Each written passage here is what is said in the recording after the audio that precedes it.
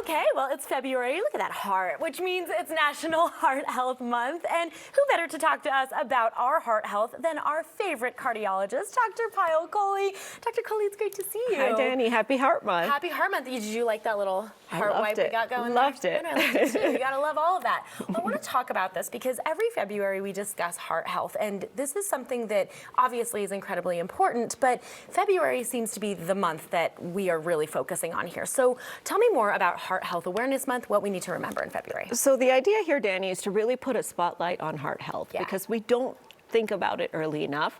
And statistically speaking, it's the most likely thing that's going to happen to any of us because heart disease is the #1 killer of men and women, and heart disease has been increasing in recent years.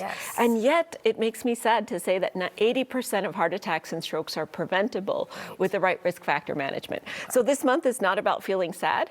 It's about taking control. It's about knowing your numbers, knowing your risk, so that you can actually modify your risk and outsmart heart disease. Yeah, that's so huge. And again, this is something that we're looking at holistically, and hey, we can change our diet, we can change our exercise, and we can prevent this from happening to us. So let's talk about that. Is there anything we need to know that's new, first of all, when it comes to cardiology? Anything new, groundbreaking that we need to remember for our heart health? Yes, lots of new things. So the first thing I'll say is that we need to shift that needle earlier when we start thinking about heart disease.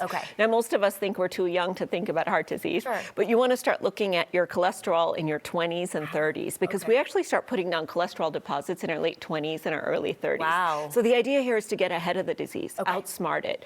You know, the second is there's some new tests available that now tell us even better. They predict the future, whether or not you're going to go on to have a heart attack. So you get your usual, your cholesterol, your sugar, your blood pressure, you know, your weight, your waist circumference, but you also add on top of that a special cholesterol test called lipoprotein A.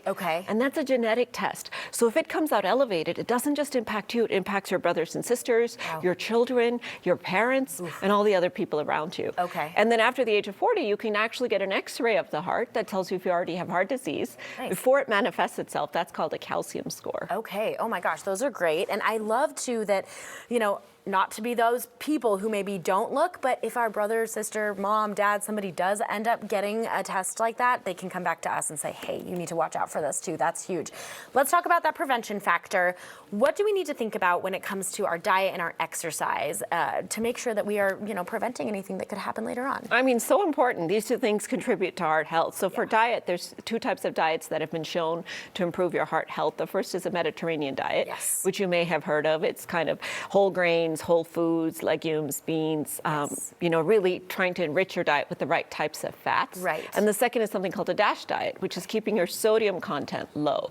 Dietary approaches to stop hypertension. Now, it sounds tricky. I would say take every plate, cut it in quarters. Half of it is fruits and vegetables.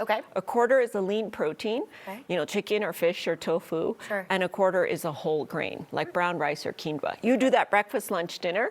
You're essentially following those types of diets. And that's a pretty plate. It is a pretty plate. I love that. Let's talk about exercise too. What things do we need to be keeping in mind for our cardiovascular health? So the kind of general rule of thumb is 30 minutes, 5 days a week. And I personally have a rule that's called the 20-10-5 rule. You ready for it? Yeah, let's go. Okay.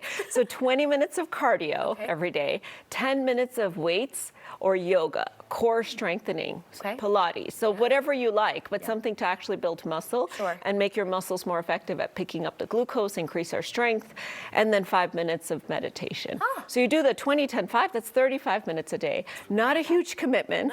And it really incorporates all the types of exercise that we need to have in our life, including a little bit of mental health. We just heard the importance of mental health. Exactly, that's huge. And I really like that. Again, that is so easy to digest and easy to do, so huge. Okay, in the last 30 seconds or so, what can we do to ensure that we're getting ahead of that cardiovascular health? Just small steps, something little that we can do every day. You say that 35 minutes maybe? I think the 4 pillars: eat, sleep, move, stress. So 7 to 9 hours of sleep, eating that nice looking plate, moving like we talked about, and then keeping that stress and meditation under control. And then I'll leave you with going to the American Heart Association's website and calculating your life's Essential 8 score. This is your own little personalized score. It tells you what you're doing well on, what you're not doing well on, what you could do better. I love that. Okay, I gotta do that after this segment. That is actually huge. I'm gonna ask you about it later. You absolutely better, and keep me accountable, Dr. Kohli. God, I gotta stay accountable here. Thank you so much. It's so great to see you. Great to see you, Danny. All right, guys, and if you have any questions for Dr. Kohli, send us an email. It's mycoco@9news.com and put Kohli in the subject line. We love to hear from you guys.